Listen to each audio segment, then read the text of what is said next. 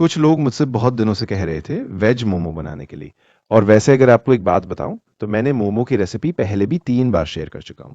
पर काफी दिन हो गए थे वो रेसिपी शेयर किए हुए, तो सोचा कि चलो दोबारा शेयर करता हूं। तो देखो, सबसे पहले तो ले लिया है 1 कप मैदा, बहुत थोड़ा सा नमक, हल्का सा तेल भी डाल दो, लगभग 2 चम्मच।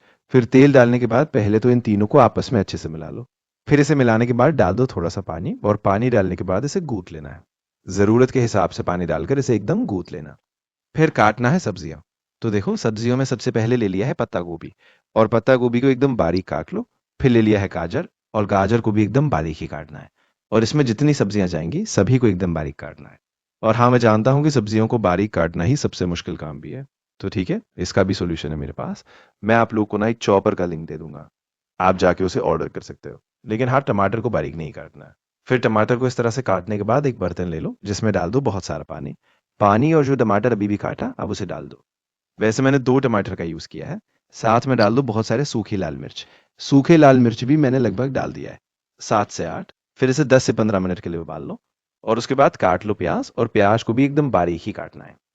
हाँ हाँ, अब बहुत लोग ये सोच रहे होंगे कि इतना मेहनत करने से अच्छा तो ऑर्डर कर लेता हूँ।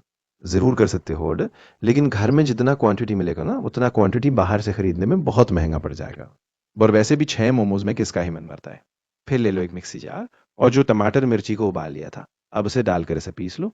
और फिर ले लो एक पैन, पैन में डाल दो 2 चम्मच तेल। तेल को गर्म करके डाल दो बारीक कटा हुआ लहसुन, अदरक। फिर अदरक लहसुन को अच्छे से पकने दो, और अदरक लहसुन पकने के बाद वो जो टमाटर और मिर्ची का पेस्ट बनाया था अब उसे डाल दो। फिर इसे डालने के बाद आप साथ ही साथ अपने टेस्ट के हिसाब से इसमें डाल दो नमक। मैंने डाल दिया है आधा छोटा चम्मच। और फिर नमक डालकर इसे दोबारा मिला लो। फिर इसे तब तक पकने दो जब तक इसमें उबाल ना आ जाए। और उबाल आने के बाद डाल दो इसमें आधा छोटा चम्मच में से become soya sauce. Soya sauce को भी चटनी के साथ अच्छी तरह से मिला लो। हाँ, वैसे मैंने आप लोग को बताया नहीं ना, ये मैं मोमोज की चटनी बनाना हूँ। फिर इसमें लगभग 3 चम्मच मैंने केचप भी डाल दिया है, और केचप को भी मिला लो। फिर केचप पेचप मिलाने के बाद जब ये इस तरह से गाढ़ा हो जाए तब ना इसे निकाल लो। फिर उसके बाद दूसरे पैन में ले लो 2 चम्मच तेल।